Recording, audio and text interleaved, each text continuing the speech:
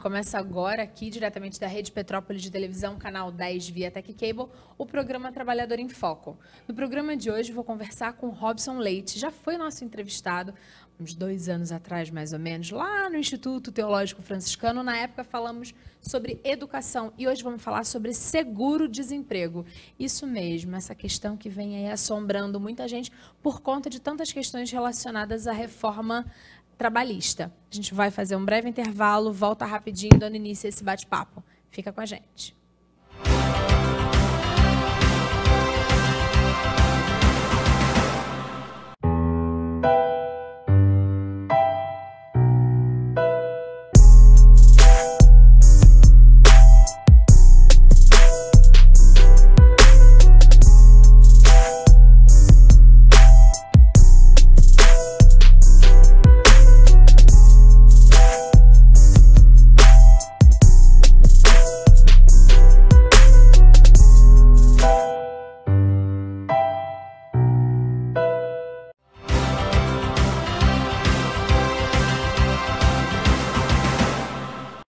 Estamos de volta e vamos dar início. Robson, seja muito bem-vindo. Um prazer conversar com você novamente. Carla, a alegria é toda minha, viu? Muito obrigado pelo convite.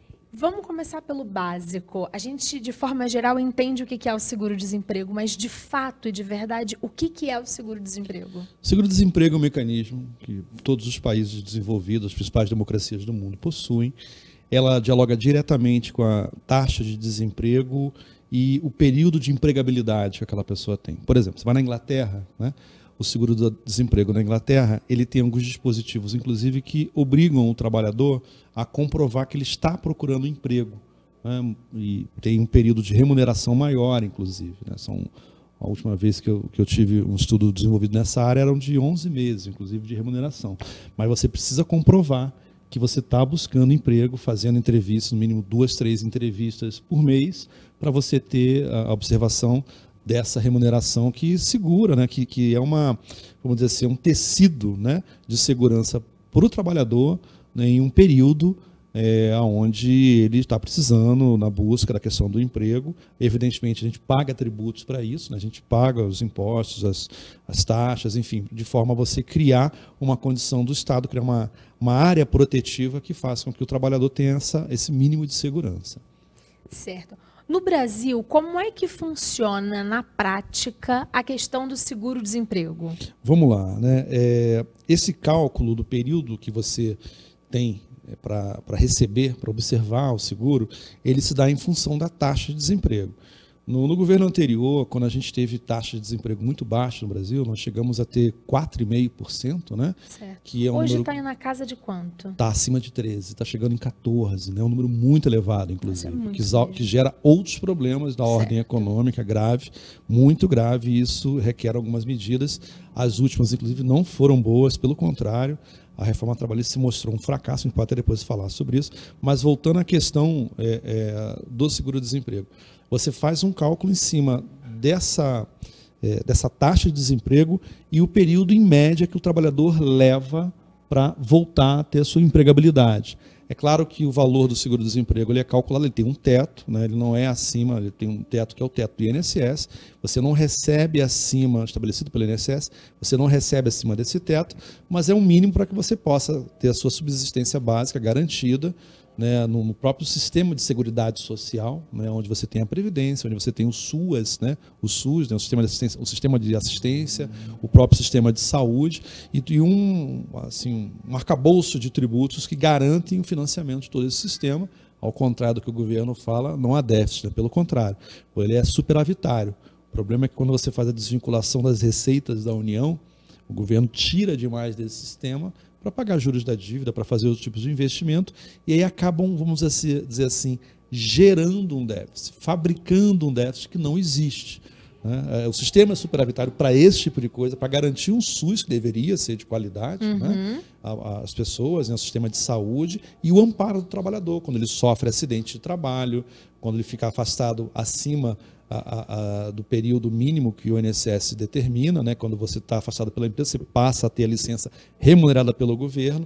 Toda essa questão, toda essa gama de benefícios é bancada por esse sistema, pelo sistema de seguridade social. Certo. Vou esmiuçar, tá lá dentro. Vou esmiuçar algumas questões dentro da sua fala para a gente fazer o nosso programa ter uma linguagem que o nosso telespectador consiga compreender plenamente. Então, primeira questão é: o governo atualmente diz que o que se recebe para pagar o seguro-desemprego e dentre outras questões, não dá para pagar essa conta. Você acabou de me dizer que isso não é verdade. Não é verdade. Então, deixa eu fazer uma analogia para nossa casa. Vamos levar lá para casa. Claro. Você recebeu o seu salário, digamos, né, que sejam os impostos para cobrir o seguro-desemprego. Se eu decidir almoçar todo dia na rua, eu vou gastar mais com a comida e não vou conseguir pagar a conta de luz. Exatamente. É exatamente isso, salvas as devidas proporções, que está acontecendo? E é por isso que dizem que não tem dinheiro para pagar o seguro-desemprego? O que acontece? O trabalhador, quando ele paga o seu INSS, né, ele paga 8% do seu INSS, né, e 11%, um paga o trabalhador e o outro paga o patrão. Esse montante, na cabeça das pessoas, é como se todo esse montante, né, apenas esse montante, financiasse todo o sistema de previdência, de aposentadoria, que é a questão que se fala, né? Déficit da previdência. Esse déficit, na verdade, não existe. Por quê? Porque isso é uma meia-verdade que o governo conta. Porque o sistema de seguridade social, ele é financiado também pela contribuição laboral, né, do trabalhador, aquilo que é descontado no seu contra-cheque, do INSS, mais do que o patrão paga. Mas não fica só isso. Se você pegar agora a sua conta de luz, por exemplo, e olhar lá quanto você paga de COFINS, você vai ver, por exemplo, que aquele valor ele é destinado para o sistema de seguridade social. Você paga, por exemplo, os donos de emprego pagam uma contribuição sobre o lucro líquido, a CSLL, né, CSSL. Esse tributo, que é um tributo considerável, elevado, também é todo criado para financiar o sistema de seguridade social. Toda a arrecadação governamental com loterias, jogo Mega Sena, loteria esportiva, todo esse recurso, esse lucro, vai para o sistema de seguridade social. Ou seja, esse bolo orçamentário todo, ele tem por objetivo financiar a aposentadoria do trabalhador, o seguro-desemprego do trabalhador, o sistema, o SUS inteiro, né? Todo o sistema de saúde. Há um arcabouço, e esse montante de recursos, tirando as despesas, que é quanto você paga de aposentadoria para o servidor, né? Ou para o trabalhador mesmo, tanto do sistema público quanto privado, tirando tudo isso, você tem, na verdade, um superávit. É claro que a gente fala muito, porque o grande debate é que no Brasil, entra por um aspecto econômico, se criou um conceito orçamentário equivocado. Quem criou esse conceito foi o Delfim Neto, e o governo atual abraçou, que é déficit nominal zero. O que é isso? Nós não podemos gastar mais do que arrecadamos. Só que isso é uma grande mentira, porque a gente não pode comparar o orçamento da União como orçamento doméstico de casa. Por exemplo, claro, o seu orçamento de casa, você não pode gastar mais do que você ganha, mas o orçamento da União você não só pode, como deve. O Estado brasileiro emite moeda, o Estado brasileiro emite títulos da sua dívida, coloca no mercado internacional para que as pessoas que fazem investimentos de médio e longo prazo comprem os títulos da nossa dívida e traga recursos. Esse dinheiro ele entra e ele sai. E todo governo, né, a gente costuma dizer assim, governo bom é aquele governo que arrola bem as suas dívidas. Ou seja, se eu vendi, né, para a Carla um título da minha dívida pública, prometendo pagar ela uma taxa de juros, que é a taxa Selic, para daqui a 1 ano, ela volta daqui a 1 ano e eu ofereço para ela trocar esse título ao invés de pagar ela, significa que eu tenho credibilidade, que eu tenho um Estado bastante, vamos dizer assim, em condições tanto políticas como sociais, como econômicas, de dar a credibilidade necessária para que a Carla confie e reinvista o seu dinheiro. Então, Estado bom é o Estado que arrola a dívida, né? Não é o Estado que paga as suas dívidas. No Brasil se criou o conceito de que tem que pagar a dívida. Isso é um equívoco que vem trazendo o país a sofrer os problemas que a gente está sofrendo no governo Temer. Porque, na verdade, esse processo, esse movimento, faz com que se crie um esforço gigantesco e que sacrifica muito os programas sociais, que geram desenvolvimento. Por exemplo, quando você tem uma crise, né, Aqui que é a crise? A crise é porque a Carla e a sua família decidiram não viajar, porque estão com medo da crise. O Robson e a sua família decidiram não viajar, não trocar de carro, não fazer determinados gastos em função da crise. Então, esse movimento por si só já reduz a atividade econômica. O empresário, observando isso, o que ele faz? Ele começa também a reduzir, ele demite, né? ele reduz o seu custo, o que aprofunda ainda mais a crise. Nesse momento, exatamente, é cíclico, né? Se chama de atividade cíclica. Nesse momento vem o governo. Se o governo também decidir cortar, a gente não vai sair dessa espiral. Porque quando você tem crise, não é o empresário que tem que investir. Na crise, não é o dono da padaria que vai ter que comprar mais ou contratar mais. Não, na crise quem tem que investir é o governo. O governo ele faz o que se chama na economia de atividades anticíclicas para quebrar esse ciclo. Então ele gasta mais. Ele gasta mais do que arrecada. Como? Emitindo o título da sua dívida pública, usando os seus créditos internacionais. O Brasil, até pouco tempo, tinha 115 bilhões de dólares em créditos internacionais. Nós temos uma reserva cambial de 380 bilhões de dólares. Isso é metade do PIB. Então, você pode usar esses recursos de forma a fomentar a sua economia, reduzir o endividamento dos estados para aumentar a capacidade de investimento, usar, sim, as empresas estatais para investirem, construírem, empreenderem. E aí você quebra esse ciclo. As compras governamentais, por exemplo, é um excelente instrumento. Você cria um conceito de conteúdo local, estabelece critérios para comprar de empresas que estão aqui, comprar insumos da agricultura familiar, insumos, inclusive, utilizados pelos governos e pelas estatais. Isso movimenta a economia e quebra esse modelo. E você troca, você inverte a lógica e aí sim, o empresário vem a reboque. E isso é importante. Por quê? Porque, por exemplo, é curioso falar isso, né? No Brasil, falar em déficit virou pecado, mas Portugal, que é um país que está saindo da crise de maneira extraordinária, está saindo bem da crise, está tendo, inclusive, saindo com distribuição de renda, com desenvolvimento econômico, com crescimento, acabou de apresentar, no último ciclo agora, um déficit de 2,3% do seu PIB. E o euro, né, o Banco Central Europeu, não só parabenizou, como continuou permitindo que Portugal tivesse acesso a todos os benefícios de participar da comunidade europeia. Por quê? Porque o limite é até 3% do PIB, é um teto não só aceitável, mas é um teto normal, é um teto bom para a economia, você ter esse déficit até 3%. Acima de 3% é que é um problema. A França agora conseguiu também adequar as suas finanças públicas dentro desse patamar, e é engraçado, porque quando o governo Dilma enviou ao Congresso em 2015 o orçamento de 2016, apresentou um déficit de 30 bilhões de reais. E aquele déficit, que foi usado, feito um carnaval, a oposição na época, foi tido como um déficit, não chegava a 0,5% do PIB. Absolutamente normal e aceitável. O governo Temer acabou de enviar, o último déficit apresentado foi de 156 bilhões. 5 vezes mais o da Dilma, mas mesmo assim abaixo dos 3%, quer dizer, dentro do patamar aceitável. O que não pode é querer zerar esse déficit, porque você reduz a capacidade do Estado de investir, dos programas sociais, programas de distribuição de renda, acesso à universidade, porque você, e evidentemente seguro-desemprego, previdência, etc. A gente precisa, na verdade, falar a verdade e quebrar paradigmas, porque o Estado que não investe, o Estado que perde a sua capacidade de investir, ele acaba, na verdade, fazendo gastar ainda mais de seus programas sociais. Por quê? Porque se eu não estou investindo, não estou gerando emprego, eu vou ter mais pessoas desempregadas, vou ter uma taxa de desemprego maior e vou precisar gastar cada vez mais, aí fazendo um ciclo negativo desse processo, gastando em programas sociais como o próprio seguro-desemprego. E aí eu entro numa, vamos dizer assim, numa espiral que não tem fim. É por isso que determinadas crises que o Brasil já viveu em outros momentos e está vivendo agora, elas parecem que não têm fim. Não parece, não. Elas não têm fim enquanto você não muda a mentalidade econômica do governo. E aí mudar a mentalidade do governo tem muito a ver com o que você, cidadão, o que eu, cidadão, o que nós vamos fazer com um momento muito importante que a gente vai chegar em outubro, que é o momento das eleições. Claro, claro. A gente precisa, o Brasil é engraçado, né?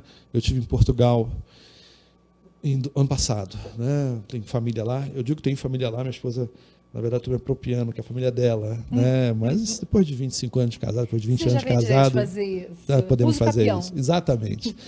E é curioso, porque as pessoas que possuem visões ideológicas diferentes em Portugal não deixam de ser amigas, não deixam de estabelecer suas relações, não deixa de continuar conversando e dialogando. E parece que o Brasil perdeu algo, Carla, que é essencial no processo democrático.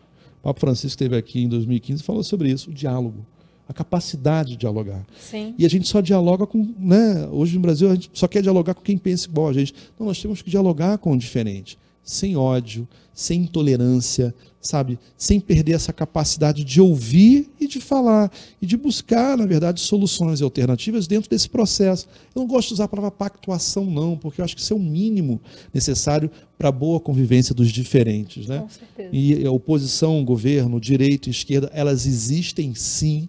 Eu não sou nem direita ou esquerda. Não, eu não sou político. Dizer que não é político já é uma decisão política. Né? Tem alguns candidatos por aí que se dizem apolíticos e, na verdade, o que eles fazem é usar a política para desconstruir a própria política. Isso é péssimo. A política é boa, a política vem do polis, da cidadania, a política é a participação, os movimentos sindicais, tanto patronal quanto laboral, fazem política e tem que fazer mesmo, né? A manifestação contra a presidenta Dilma foram patrocinadas pelos movimentos sindicais patronais. Vamos dar nome aqui, Firjan, Fiesp, patrocinaram aqueles movimentos. Óbvio que tinham interesse. Assim como também os sindicatos laborais têm que patrocinar, sim, fazer seus atos no momento para defender o interesse do trabalhador. Enfraquecer o sindicato é o princípio do fim de um processo democrático tão bonito que o Brasil sempre teve e que agora parece que está meio nebuloso. Eu acho que a gente precisa, nessa hora, compreender a importância da democracia, saber que a eleição é uma festa, sabe, manifestar o seu voto no seu candidato, a presidente, a governador, a deputada, a senador, debater, né, qual o país que a gente quer. Né? Já vivemos tantas experiências recentes. Com certeza. Qual que a gente quer? Qual o tipo de modelo que a gente quer? É o atual? Não é o atual? É um outro que a gente já viveu, que não viveu? Enfim, eu acho que é importante não ter medo de ter opiniões que se identifiquem com a esquerda ou com qualquer outro campo ideológico, mas sim, procurar buscar a verdade, buscar o conteúdo. Tem candidatos que estão subindo nas pesquisas porque dizem assim, não, eu gosto dele porque ele fala com convicção. Eu não quero quem fale com convicção, eu quero quem traga conteúdo para ser debatido e discutido. Eu acho que a mulher tem um papel importante na política e tem que ser respeitada na política e na sociedade. O machismo é muito ruim, sabe? Essa xenofobia, essa medo do diferente, a homofobia, enfim, questões que agridem. Sabe, o medo diferente é muito ruim para a democracia. O respeito à diversidade, a diversidade de opiniões, de raças, cores, opções, orientações sexuais, enfim. Eu acho que o Brasil ganha quando a pluralidade é respeitada. E o processo democrático é uma representação disso tudo. E é bom, é uma festa. É bom que a gente possa escolher o presidente, né? Nossa democracia andou meia, vamos dizer assim, estremecida nesse último período. Mas eu tenho esperança, eu acho que a gente precisa acreditar que é possível, através da democracia, restabelecer o projeto de país que a gente quer e a gente precisa. A gente aqui no Trabalhador em Foco vai fazer uma série de programas aí a partir do próximo mês sobre o processo eleitoral para poder explicar um monte de coisa. A gente vai fazer um breve intervalo, volta no próximo bloco dando continuidade ao nosso bate-papo e falando de seguro-desemprego. Fica com a gente.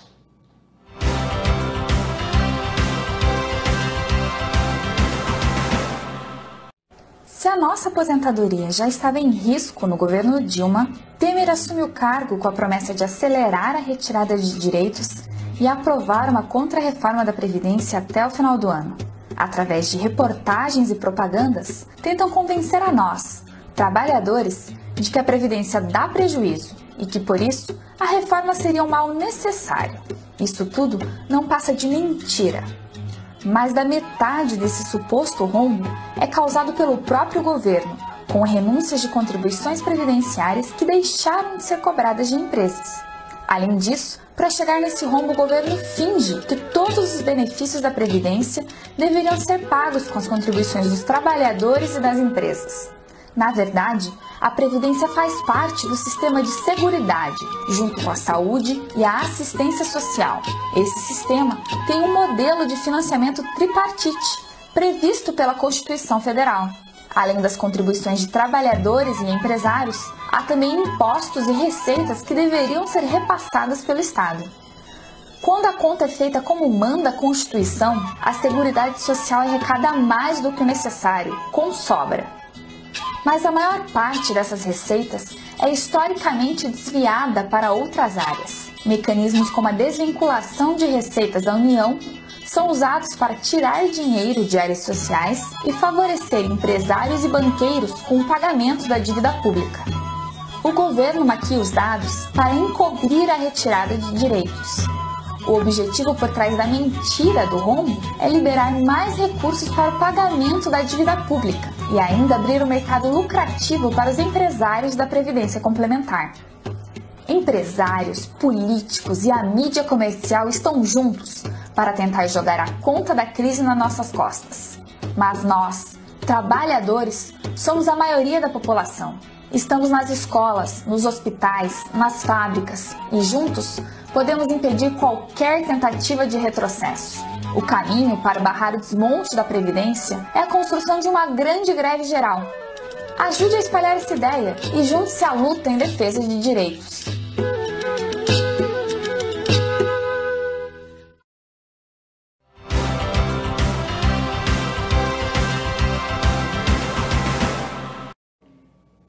Estamos de volta e vamos dar continuidade ao nosso bate-papo com o Robson Leite, que a gente está falando hoje sobre seguro-desemprego. Não só sobre seguro-desemprego, mas entendendo um panorama e uma avaliação a respeito da reforma, da crise, de tudo que tem a ver com o seguro-desemprego. Porque a crise gera mais desemprego ainda, a reforma, que era para trazer mais empregos, fez o contrário também, e aí a gente está nessa situação. Eu costumo dizer, Carla, até dei um exemplo agora do orçamento, que o governo Temer teve um gasto maior, só que foi um gasto maior e muito pior, do ponto de vista, porque se tivesse tido um gasto maior, criando um rombo maior, mas tivesse investido no país, investido em programas sociais, investido em transferência de renda, não, na verdade ele gastou foi com o pagamento da dívida, buscando sanar esse déficit, né? Ou seja, criar o déficit nominal zero, que é uma tragédia, isso é um desastre, você acaba com a capacidade do Estado de investir. Ou seja, nós temos hoje um país, do que a gente chama de país rentista, cujo único objetivo é atender o interesse do mercado financeiro. Por isso que o único índice que está crescendo nesse país, né, é o da Bolsa de Valores. Todos os outros estão caindo, a taxa de desemprego disparando, né, o IDH piorando, as pessoas estão voltando, né, essa questão da Petrobras, até outro dia voltar a falar aqui sobre isso, eu sou da Petrobras, né, além de professor universitário, eu estive no Ministério do Trabalho, né, e veja, as pessoas passaram agora a cozinhar com lenha, porque não tem, ou compra o gás ou compra a comida, porque o preço do gás multiplicou por 10. É uma coisa assim inacreditável. A questão do combustível, ou seja, tudo isso é fruto da escolha política. E a gente se ausentar da política, eu estou desanimado, significa que você vai permitir as coisas continuarem como estão. Não, a gente tem que participar, pelo contrário. O desânimo tem que nos levar a querer participar para mudar. Esse talvez seja o grande caminho, a grande alternativa que o país exige nesse momento. A gente está chegando aí no minuto final do programa e queria que você explicasse uma questão muito básica. Teve qualquer tipo de dificuldade na hora, né, perdeu o emprego? Teve algum tipo de dificuldade na hora de conseguir o seguro-desemprego? Onde buscar informações? A quem pedir auxílio? Como é que faz para esse trabalhador que, porventura, no meio desse momento, dessa conjuntura que a gente está vivendo, perdeu seu emprego, o que ele faz? Olha, eu falo com tristeza, porque eu estive no Ministério do Trabalho, fui superintendente, e eu costumava dizer que era para a pessoa buscar o Ministério, né, ir ao Ministério do Trabalho. Eu prefiro dizer que busque o seu sindicato, porque, infelizmente, o Ministério do Trabalho, ele hoje se encontra num cenário de desmonte. Essa é a grande verdade. O atual governo quer acabar com qualquer possibilidade do trabalhador alcançar a justiça do trabalho. Veja que hoje você tem a diminuição de processos, não é porque não tem mais problema.